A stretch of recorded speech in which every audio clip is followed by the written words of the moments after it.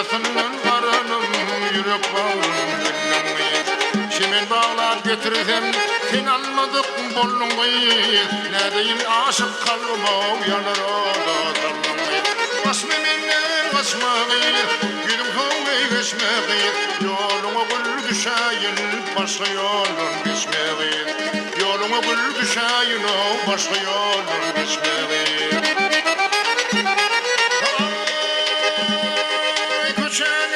Geçimde pencereden baktım Keteylimden kara bulga köşe çıktım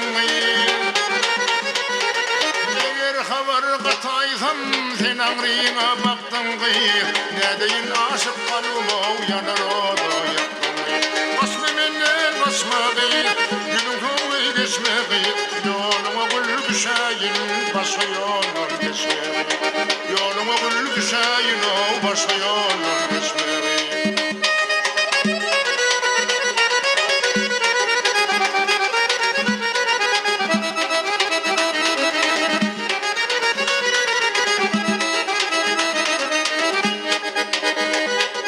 Sallanımda badeler Halıdı kan kollarım Yüreğime otalar Darak kakan kollarım Bir cegedek tipasam ellerim Nefesin uzalar bir de bakan kollarım Basma menden basma gülüm soğuğu geçme Yoluma gül düşeyin başka yoldan geçme Yoluma gül düşeyin o başka yoldan geçme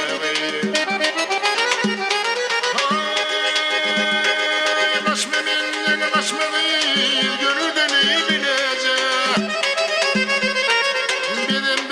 Bağlara zileden bilecek Haydım haydım saçalıp toy tutalıp bilecek Götür bakıp adan olmuş edebi bilecek Basma menden basma gülüm soğuğu geçme Yoluma gül düşeyin başka yoldan geçme Yoluma gül düşeyin o başka yoldan geçme Yoluma gül düşeyin bir yoldan geçme